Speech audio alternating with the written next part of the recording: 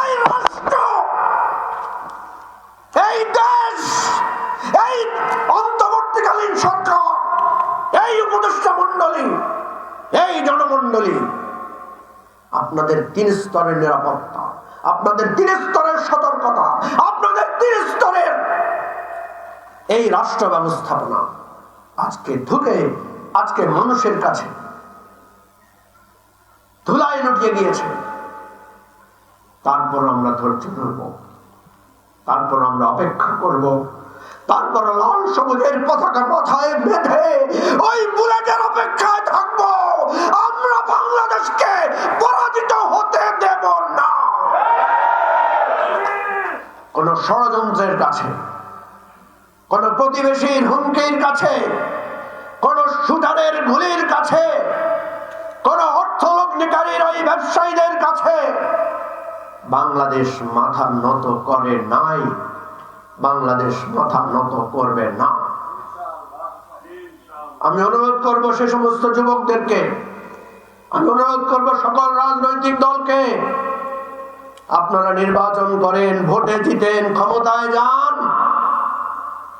এত ভালো জিনিস না ক্ষমতা, এত খুশি হয়েন না, এত ক্ষমতার জন্য লালায়িত হয়ে দেশকে ধ্বংস করিয়েন না।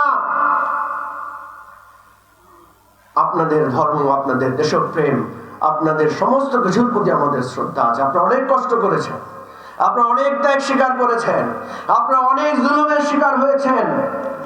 প্লিজ একটু সুখের আশায় এই সমস্ত ত্যাগকে আপনারা পায়ে দলিয়ে ফেলবেন না।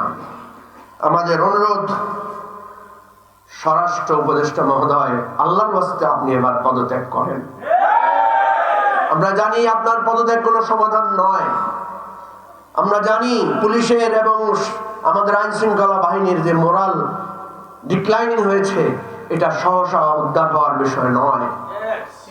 কিন্তু আপনি অনুগ্রহ করে পদত্যাগ করে আপনি অন্তত আমাদের প্রিয় ওসমান হাদির এই শাহাদাতের প্রতি কিছুটা হলেও সম্মান দেখান।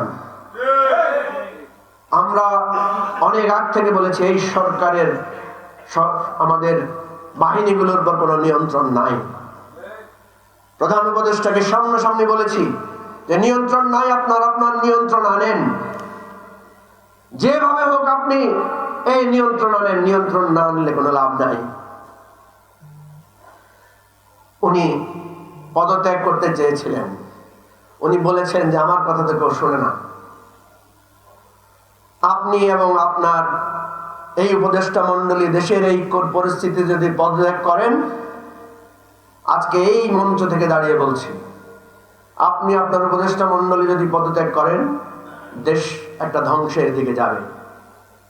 কিন্তু